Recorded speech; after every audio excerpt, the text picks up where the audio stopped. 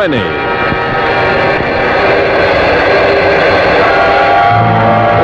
Hardwick.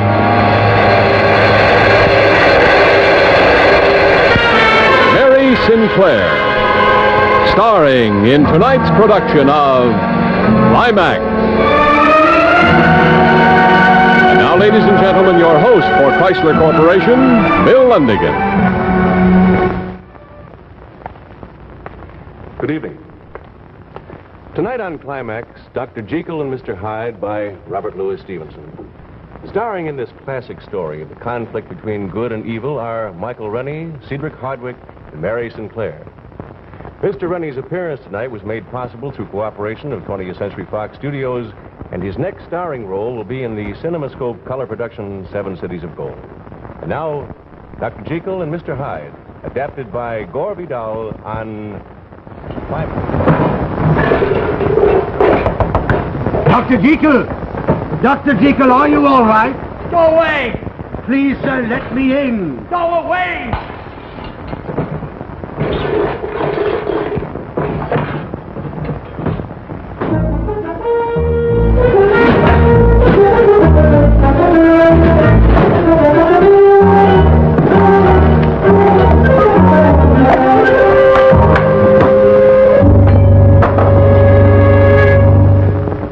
Come now, Paul.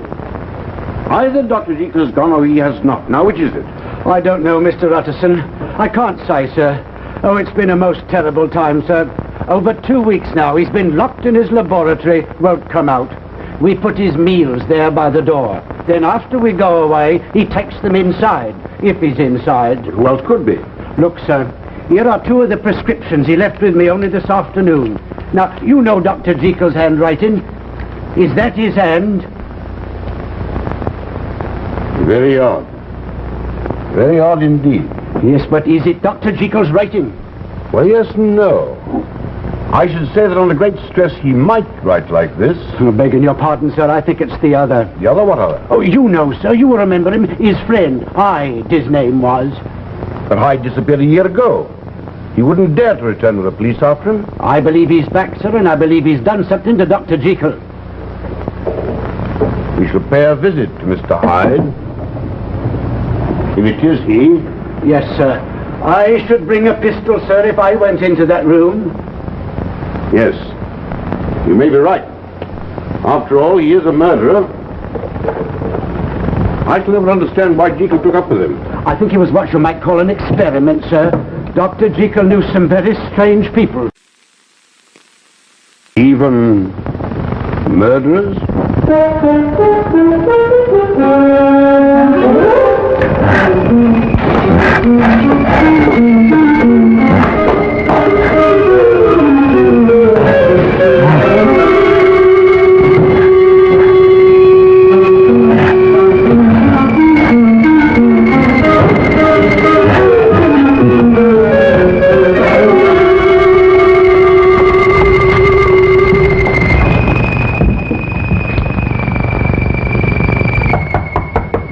I say there, Jekyll, are you inside?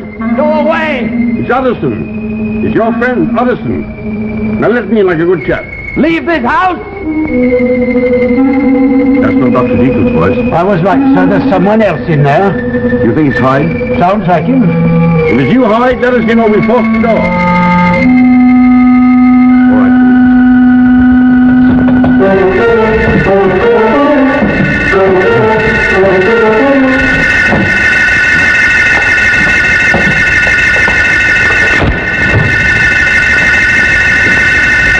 All right, now. Where are you?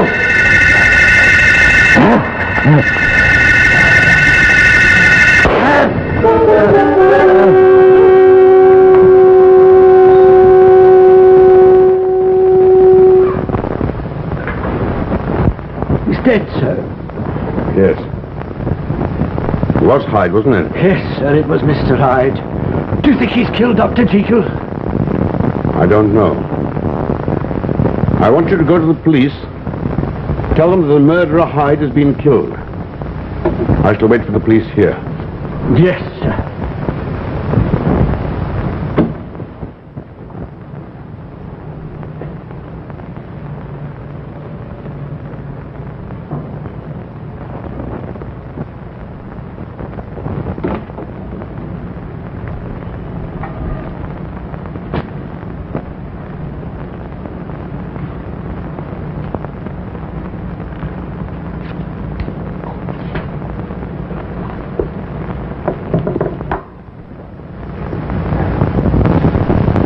George Utterson, Esquire. To be opened in the event of my death or disappearance. Henry Jekyll.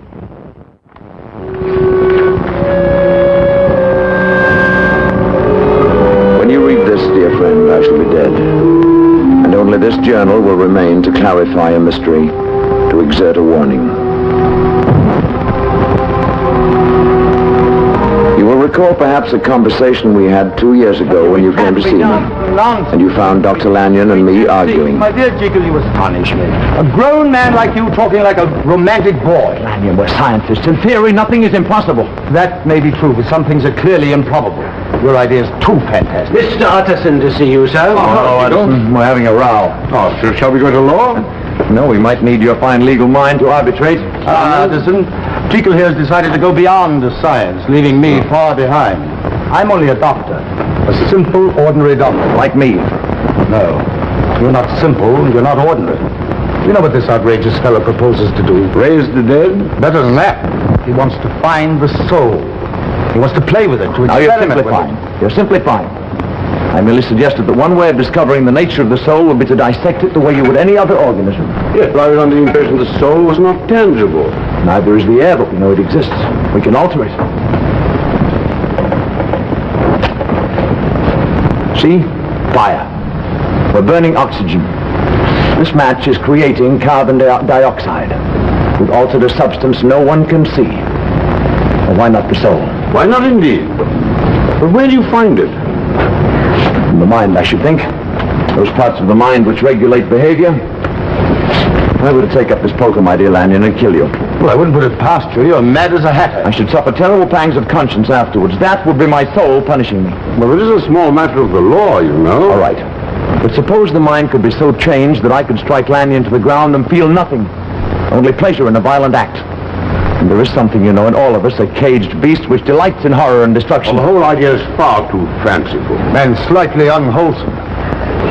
Edison, I believe I'm on the track of something quite fantastic. The soul? The soul. Good and evil. I believe it's possible artificially to produce either a monster or an angel in the same man. Rubbish. Where's my tea? I came here for tea, not a black mass. You shall have your tea, my old intolerant friend. Monster or an angel. But do you really believe that human beings are both? I do. Oh, none of us is either very good or very bad. We're just a mixture. A blend, you might say, like Lanyon's beloved China tea. Bring it in, please. Aren't you afraid to upset the balance of a soul? Why not? I'd only bring out what was already there, what was good. The angel. Exactly. But suppose you release the monster. Suppose, my dear Jekyll, that you uncage the monster. That's a risk one would have to take in the interest of science. Hyde! Jekyll, you're impossible. But the tea? A proper blend, no doubt of it. Milk and sugar? Oh, I saw a client of yours today. I was aware I had spoken too soon of my great interest. But I was curious to see how Lanyon and how you, Utterson, would respond to the idea of my experiments. I determined to say nothing more of my work until I was further along. As you remember, that winter we did not meet often. I was daily, nightly engaged in my work, Here's the package. my deliberate and hazardous journey into the soul itself. This time. Thank you, Paul. Yes, sir. Sir. Yes, Paul. Sir, don't you think... Well, I mean, it's not my place, but... I work too hard. I need a rest. Exactly, sir.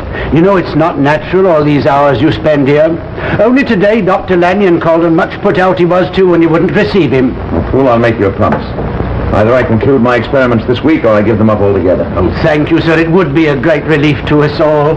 The staff's fair been out of its head. I had no idea when I made Poole my promise that success was at hand. After months of tedious experiment, I had found almost by accident the proper substances which, combined, had the power to split the soul in two. The basic preparation involved a solution in which certain salts were combined and balanced. On this occasion, I added to them one of the new powders brought to me by Poole.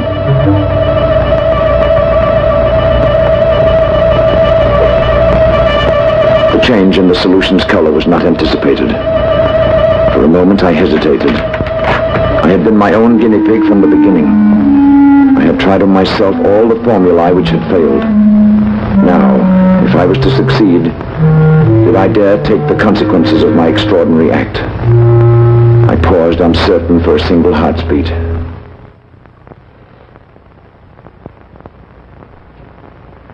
Then I drank the liquid.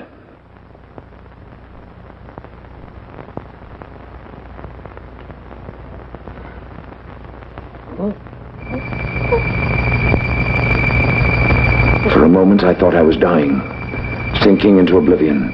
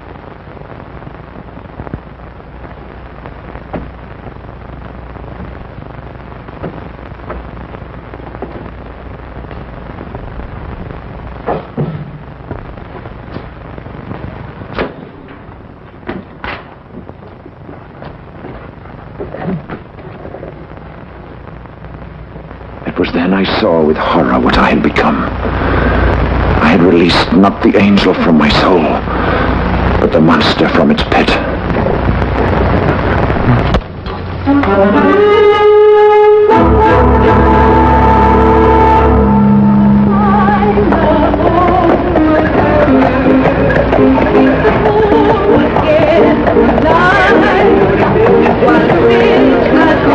The monster, however, had a taste for pleasure, and I indulged him. I could, whenever I chose, become this creature whom I called Mr. Hyde.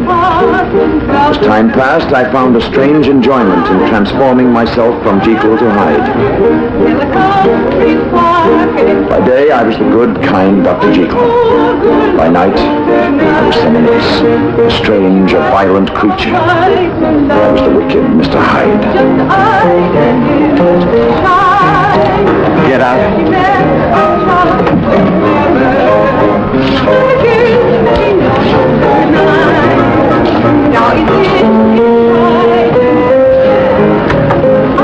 Usual, Mr. Hyde. Usual. 2 glasses. Yes, sir.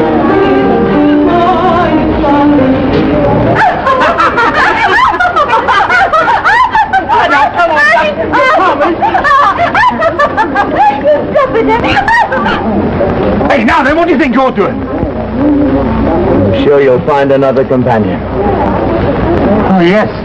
Yes, of course. I didn't mean to. Why, yes.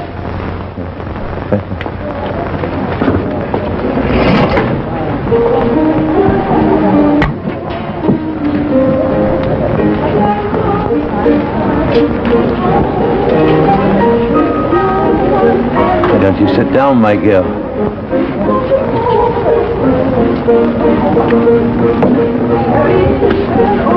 You're that Mr. Hyde, aren't you? Yes, I'm that Mr. Hyde. What a fine girl you are. They say you're the wickedest man in London. Do they?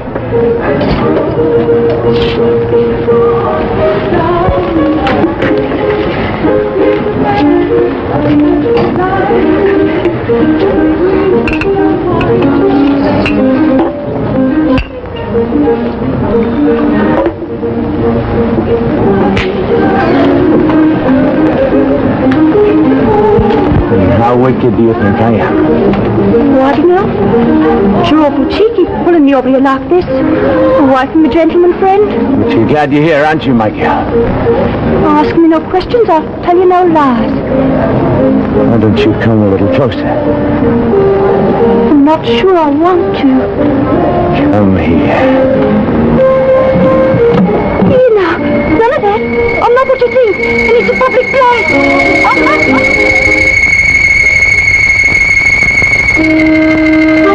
Yes, my friend. I realized early that I was involved in an infernal game whose prize was nothing more nor less than my living soul. But I could not help myself. I enjoyed being Mr. Hyde.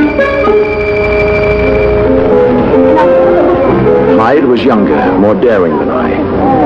He did all the things I had only contemplated in shameful reveries. And at first I saw no harm in unleashing Mr. Hyde from time to time. The sense of danger exhilarated me.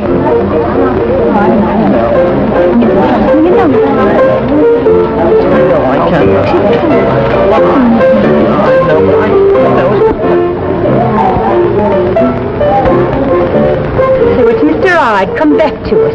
All right, my girl, let's go. Let's go, he says. Just like that. Just like he was a real fine gentleman or something. You'd better get a move on, mister. Gladly. Shall we move on, my girl? No, we will not. Now off with you. You filthy devil, get out of here! Filthy devil, did you say?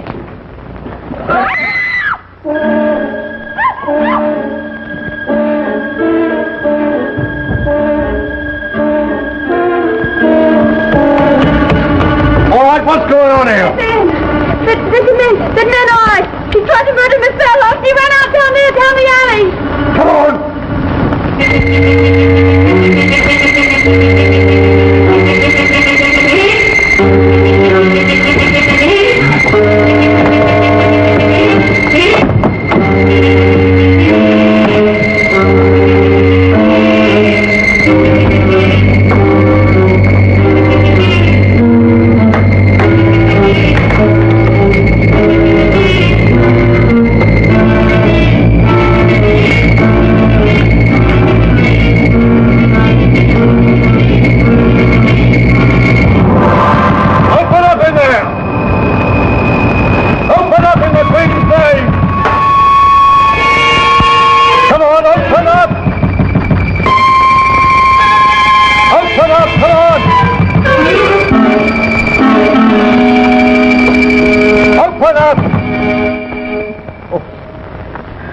Good evening, officer. Oh, it's you, Dr. Jekyll. There's something I can do for you, officer. Well, sir, we followed a man called Hyde. As a doctor, Then we lost him. I realized at that moment that Mr. Hyde had become a disease which I could no longer control. Mr. Hyde was now capable of murder.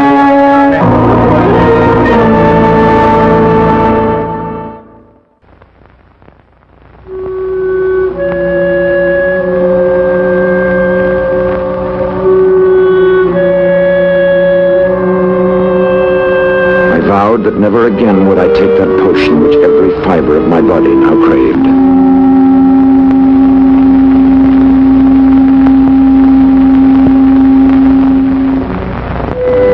I plunged into the good world again. I saw old friends. I gave up my time to charity.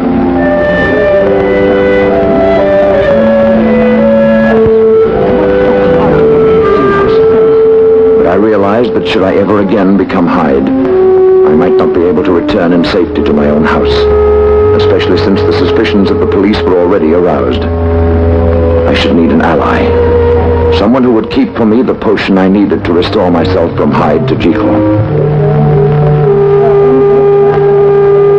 Lanyon. Ah, Jekyll. I decided that Dr. Lanyon, in his innocence, was the man. I gave him a package containing the potion, and I asked him to give it to a Mr. Hyde should that gentleman ever call. He'd only come to you if I was inaccessible. Well, all this seems to make very little sense, but I'll give it to him, of course. When does he have to call? Never, I hope.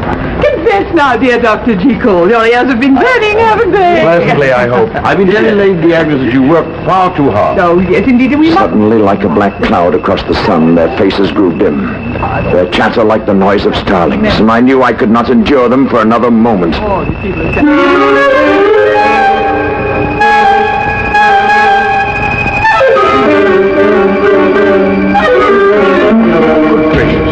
extraordinary thing to do. You see? Overwork. I'm sure of it. He looks frightful. Well, I imagine the party's over, don't you? Oh,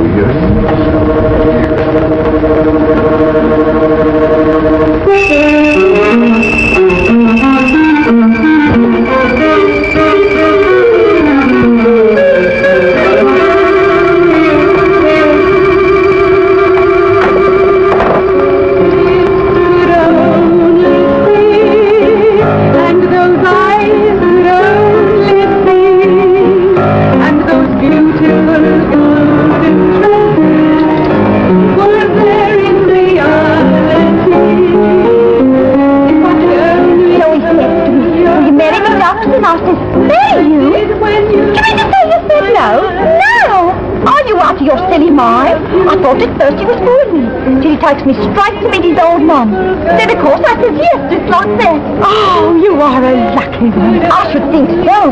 And he's a good, reliable sort to you. He works regular, which is important, I say. You're right.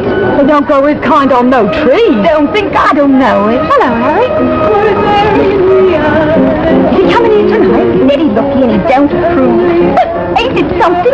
Me being married to a fine chap in Tunbridge? Well, I suppose you're going to live there. Those are our plans for the present. Oh, and aren't we grand? When's the nuptials going to be? Next month.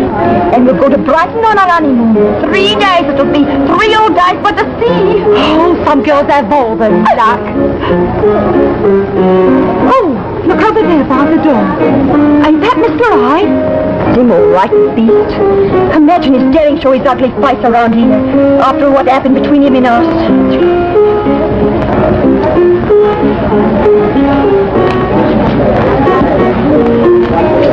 Smile, my girl. Aren't you glad to see your old friend? This girl's no friend of yours, so just find somebody else to bother. But I want to bother you, my girl. I'm sure you've missed me. Let's have a little wine in that booth over there. I'm waiting for my fiancé and have no time for strange men what don't behave themselves proper. Tell me. Who do you think you are now? The only one who's good enough for you.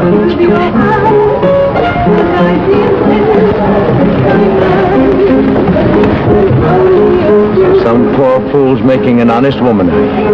Don't talk to me like that. You like being talked to that way. Your man doesn't know how to talk to you. I do, but your man doesn't. No. Please, Mr. Hyde. Please. I can't stay here with you. You stay here with your friend, your only friend. Please, Mr. Hyde. I've got to go. You don't like me? Oh, I do.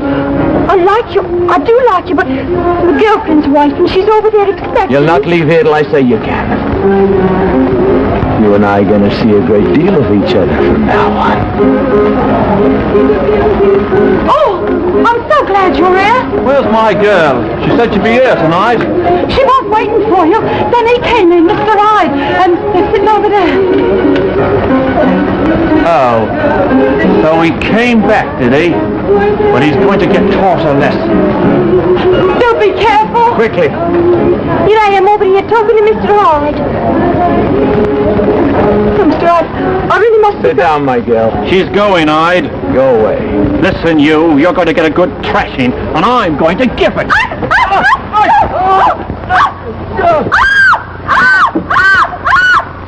Weep at his funeral, my girl.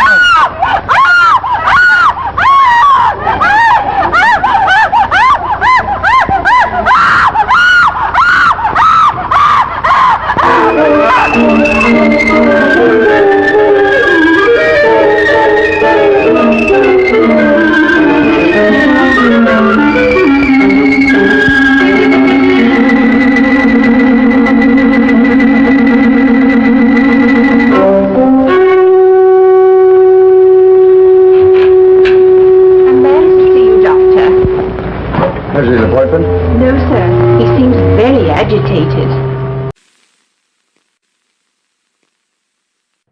Show him in. Will you go in, please?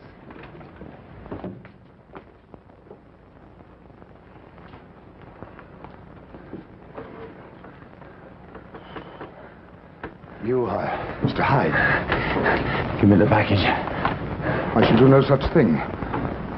You, sir, are a murderer. It is my duty to report you to the police. Get that package. You can't intimidate me. You promised, Jekyll. Now get me that package, then call the police if you like. I will not be an accomplice to murder. How do you know it was murder? Newspapers. In the name of your friendship with Jekyll, give me that package. Go to him yourself. I can't. No, of course you can't. He won't traffic with the killer, and neither will I. In the name of everything you love, give me that package. I will not help you. Get it!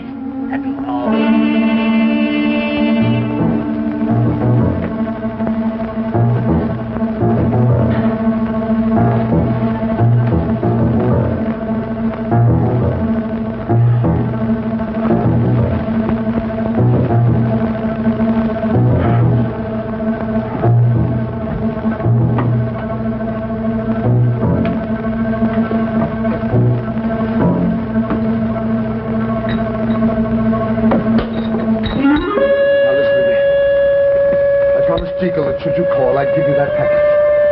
There you have it. Now, please go.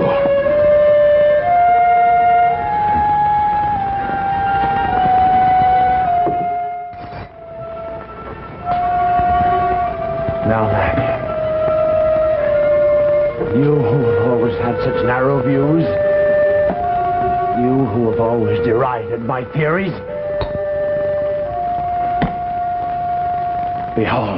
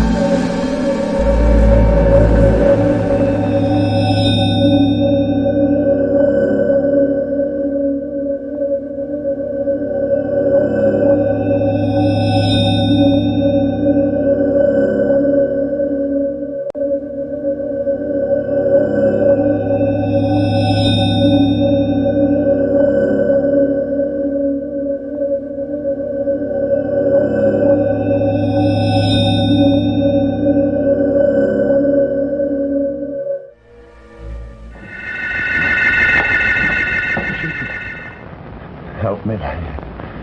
Is this witchcraft? No, Rennie. Science. The blackest magic of all. I've gone mad. This is a dream, a nightmare. No, it's true. I am Dr. Jekyll. And I am Mr. Hyde. I can't believe it. You've seen it. What have you done, then? Fallen into the pit. You are a murderer. Yes, Mr. Hyde killed a man last night, and I am a murderer. Who are you? How can you be two men? Remember when it started, Lenny? Remember what I told you? That each man is both a monster and an angel. Through science, he could be either. I succeeded, Lenny. I uncaged a beast, a horror. Surely once you did this thing, it was enough. Thought so. Thought so, but I couldn't stop it. Tried, but I couldn't. Lanyon, there's something in me which craves to be Hyde, and I can't stop it.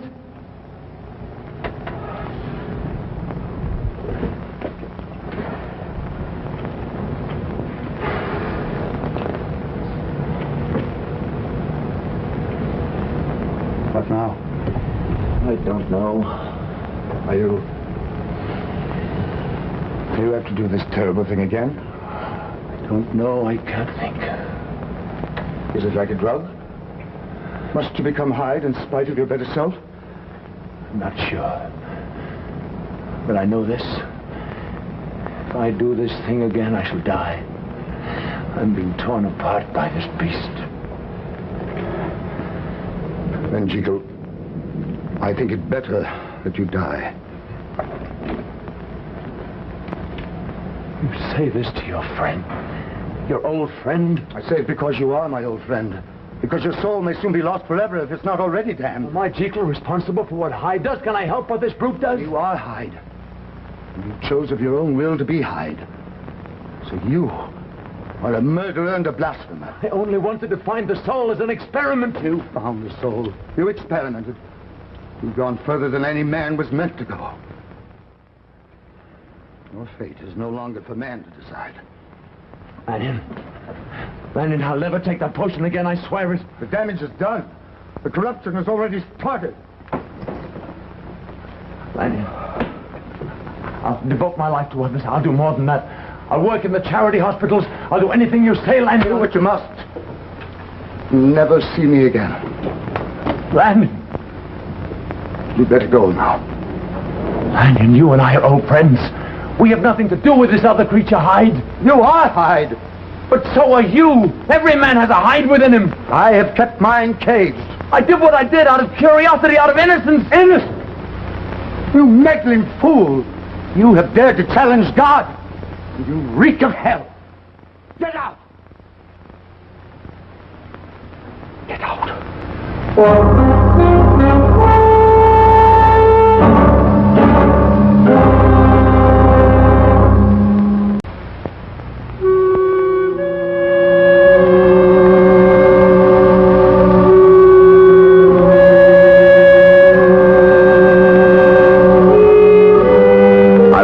To accept Lanyon's grim analysis. I refused to be defeated. With all the strength and will left in me, I did my best to atone for my unholy deeds. I shall see if Dr. Jekyll is in. But like any criminal, there were loose ends to be attended to. Only on one occasion. I was forced to deal with the police.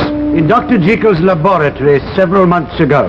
He and Dr. Jekyll were quite friendly, weren't they? It would be presumptuous of me to say. I shall get the doctor.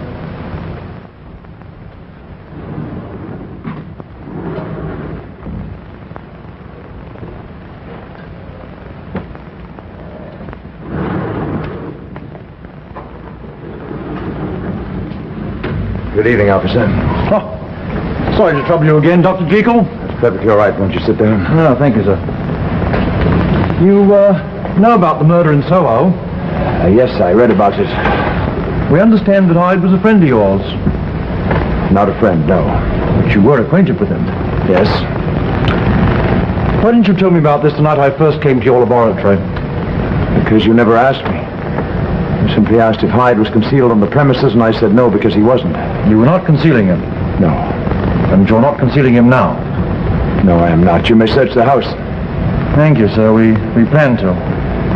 Now, Dr. Jekyll, this man Hyde hardly strikes me as the sort of chap a man like you would know. Really? Can you tell me what you know of him? Not much, officer. You see, I do a certain amount of research into the criminal mind. I use Hyde as an experiment, as an example. Any idea where he's gone? No, but I don't think he's apt to return to London. Then he has left the city? I should think so. You know, Dr. Jekyll, you could be in very serious trouble if you were to try to protect or conceal him now. Yes, I know that. Can I speak to you frankly, sir? Yes. Well, this man Hyde, he doesn't have anything on you, does he? I mean, he's not an extortionist or a blackmailer. Good heavens, no, officer. No, I detest the fellow quite as much as you do, and I'm free to denounce him if you should capture him. Good. I'm glad we can count on you. Now, have you any idea where he might have gone? Well, as I told you... The police were less problem than I'd anticipated. They believed that in some way I'd been victimized by the odious Hyde. And after a thorough search of my house, they left me alone. As time passed, they gave up their quest for Hyde, assuming he had left the country.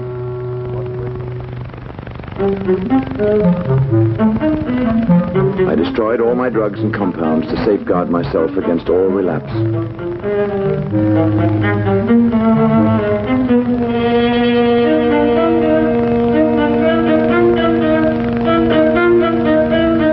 Now I would turn to charity, to good works, as I had promised Lanyon. I grew more and more secure. I had caged Hyde once and for all, and I was myself again. So confident was I that I paid a call one evening to a certain cabaret in Soho.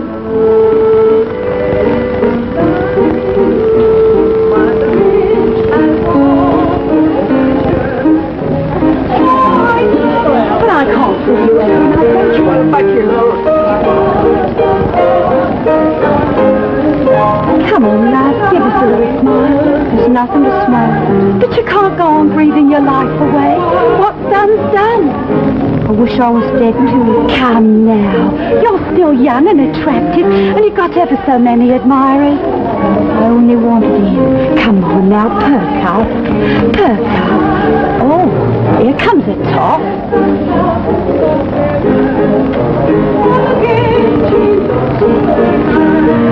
He's coming over this way. I think he's going to come and talk to you. You mark my word. Good evening. Good evening. Excuse me, I'll just go and join my friend. May I sit down? Suit yourself. You're not waiting for anyone? No, I'm not waiting.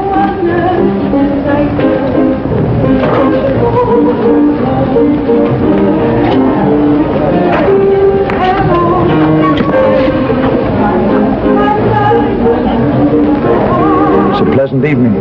Yes, a pleasant evening. I'll wait a champagne, please. Yes, sir. You're the girl who was fiancée. I had come partly out of curiosity and partly out of a desire to make amends. To help in some practical way this girl. Terrible experience. Whose life I'd ruined. And he fell dead. Right here in this room. Dead. We was to be married in 3 weeks' time. The trip to Brighton on our honeymoon.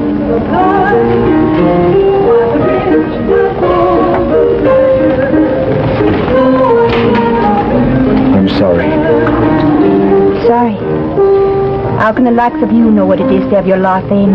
But your life's not over. Not over, is it? How many chances do you think a girl down here has of a decent marriage? I'm sure you'll have many more. I should have known when I first saw him. What he'd do. What he was. Your fiancé? No, the other. Mr. Hyde. I could get my hands on him right now. I'd twist a knife in his heart. Was he so terrible? It was like the devil himself. So very bad.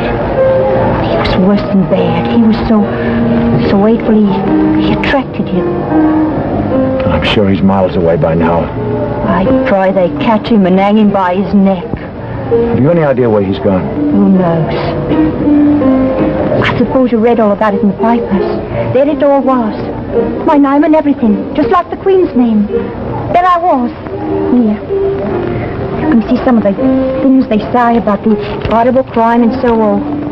My name's spelled wrong in the early editions, but they got it right later. Yes, I read these at the time. Oh, I don't know what my poor mum would have said if she'd seen her daughter's name like that. Of course, it was on the same page as the Queen's. My mum's dead. Would you like a little champagne? All right. That's a nice treat. I'd like to help you if you'll allow me. You know, none of that. Why, I ought to know who you are. I'm just an idle philanthropist. Oh. That's different. But don't Don't get no ideas about me, even if I was involved in a crime of passion.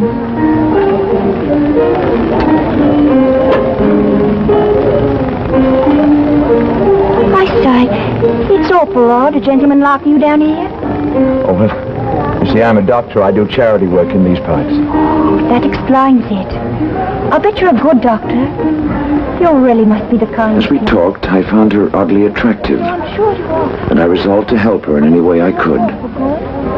As we chatted, even the cabaret seemed less tawdry and disagreeable. A sister of mine in Norfolk needs a housekeeper. I'm sure you'd like her very much. You're not just playing with me. No. I mean it. And no obligations. Oh, I say.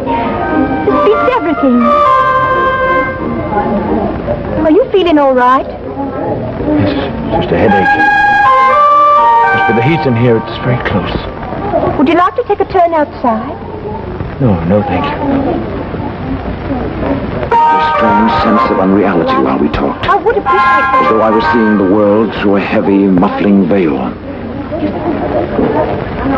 Say, you do look rum. Yes, I'm not feeling very hearty. Shall I get you a cab?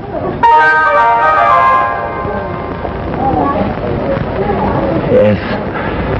We'll take a drive, my girl. What did you say? You heard. You sounded just like him for a moment. You frightened my girl.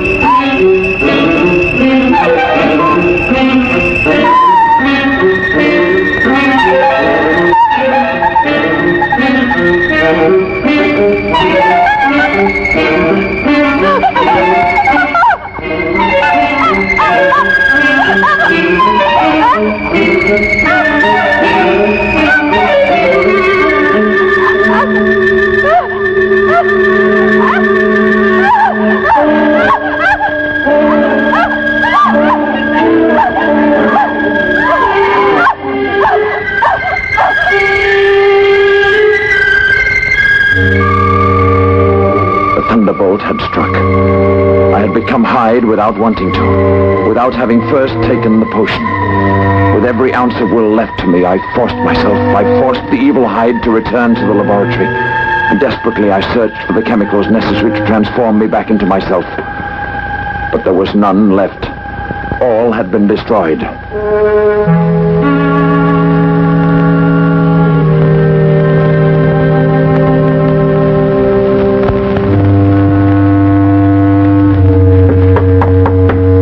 Morning, however, I found I was again myself. I was again Dr. Jekyll. I gave Poole various instructions. He was to go to the chemist's. He was to order the ingredients I needed for my compound. I spoke urgently, for I had no idea when I might again become that monster whose evil power over me was nearly complete. I don't want to see anyone, Poole. I'll be working in my laboratory for the next while. Bring my meals, just leave them outside the door. Very good, sir. Oh, Poole, I want the door into the laboratory. One that leads into the street. I want it padlocked. Yes, sir. From the outside. From the outside, sir? Poole, and you keep the key. I shan't need it. Yes, sir.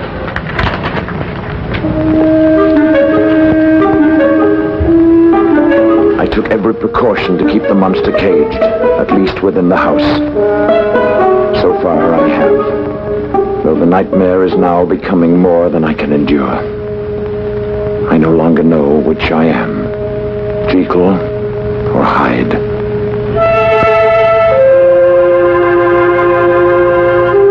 It was soon evident that the most necessary ingredient, a certain salt, was no longer available at any chemist's.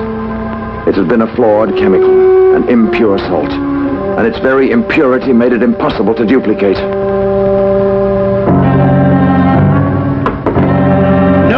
Sir, they say the salts you've got are the same as they've always said. Tell them they lie. Tell them to look again. Tell them to order more. Yes, sir, I will.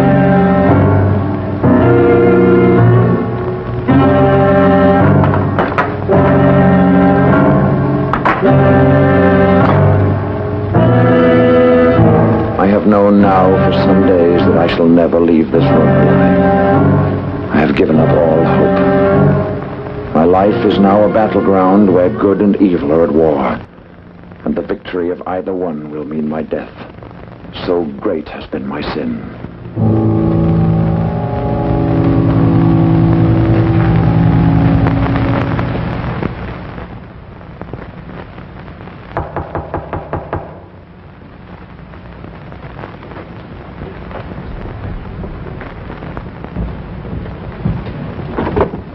The police officer, Mr. Utterson. The body's in here, officer. Well, we'll have a look and then I'll take your testimony. Who will ask me to come? It's all over now. You know too, then? Yes. It's all in here. He left this journal for me. It's a perfectly clear case of self-defense, isn't it, Mr. Utterson? What? Oh, yes, that's quite correct. He assaulted me with criminal intent. But what's he done with Dr. Jekyll? That's the important thing. The whole matter is out of our hands. Ah, that it is. Well, Mr. Hyde, you got what was coming to you. That's certain. No, officer. That's not Mr. Hyde. That's Dr. Jekyll. What are you saying, sir? I saw him with my own eyes. It was Mr. Hyde. Look and see. Why? It is Dr. Jekyll. I don't understand. The beast and the monster. The angel. It was an unholy thing he did, separating them. True. True. But only the good remains.